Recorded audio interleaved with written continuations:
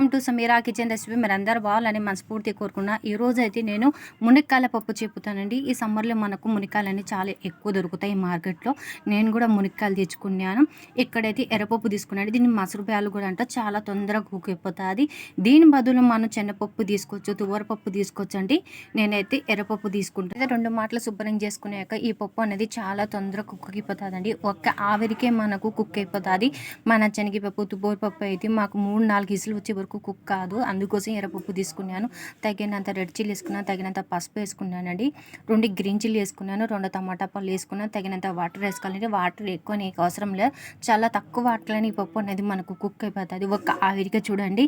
మీరు కుక్కర్లో ఎన్నికి అవసరం కాదు, ఇట్లనే బోకులనే మనం కుక్ చేసుకోవచ్చండి. చూడండి మంచిగా కుక్ అయిపోయింది.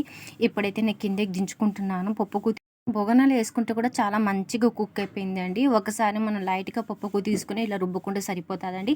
మీరు రుబ్బుకునే ఇలాగనే మనం పల్లీలు వేసుకొని మనం బాయిల్ చేసుకుంటే సరిపోతుందండి. నేను ఊరికే లైట్గా ఇలా రుబ్బుకున్న దీంట్లో అయితే చింతపండు పులుసు వేసుకుంటున్నాను. తగినంత పులుసు వేసుకుంటే చాలా టేస్ట్ చాలా బాగుంటుందండి. మునక్కాయల పప్పులు అయితే ఇక్కడైతే మునక్కాయలు ఎన్ని కావాలంటే అన్ని వేసుకున్నాను. ఇక్కడ చాలామంది మునక్కాయలు ఎక్కువ తింటారు, అందుకోసం నేను కూడా చాలా ఎక్కువ వేసుకున్నాను. కొద్దిగా కరివేపాకు, కొత్తిమీర ఫ్రెష్ వేసుకున్నానండి. అవి ఉడికినాక చాలా ఫ్లేవర్ మంచిగా వస్తుందండి. కరివేపాకు, కొత్తిమీర అది తగినంత వాటర్ వేసుకున్నాను. ఇంకా కొంచెం వాటర్ వేసుకొని బాయిల్ చేసుకుంటానండి. దీంట్లో తగినంత సాల్ట్ వేసుకోవాలండి. మనకు ఎంత గ్రేవీ కావాలంటే అంత గ్రేవీ పెట్టుకోవచ్చండి. సాల్ట్ అనేది తగినంత వేసుకున్నాను.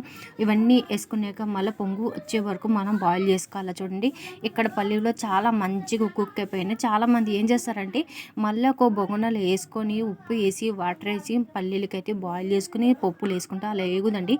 టేస్ట్ అంతా వెళ్ళిపోతుంది. దీంట్లోనే మనం వేసుకుని బాయిల్ చేసుకోవాలండి.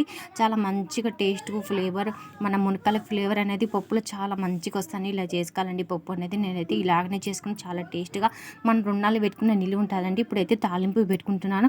ముందు అయితే కొద్దిగా ఆయిల్ వేసుకున్నాను. ఆయిల్ అనేది చాలా తక్కువ వేసుకున్నాండి. కొద్దిగా ఆనియన్ వేసుకున్నాను, తెల్లుల్లిపాయలు, ఒట్టిమిరకాయలు, కరివేపత్తా ఇవన్నీ వేసుకొని మంచిగా మనం తాలింపు పెట్టుకోవాలండి. తాలింపు పెట్టుకొని వేసుకోవాలండి. చాలా బాగుంటుంది మునక్కాయల పప్పు అనేది. ఈ పప్పు ఉన్నది మనం ఇడ్లీలో, రైస్లో చాలా బాగుంటుందండి. మీరు కూడా ట్రై చేసి నాకు కామెంట్లో చెప్పండి. వీడియో నచ్చితే లైక్ చేయండి, షేర్ చేయండి, సబ్స్క్రైబ్ చేయండి.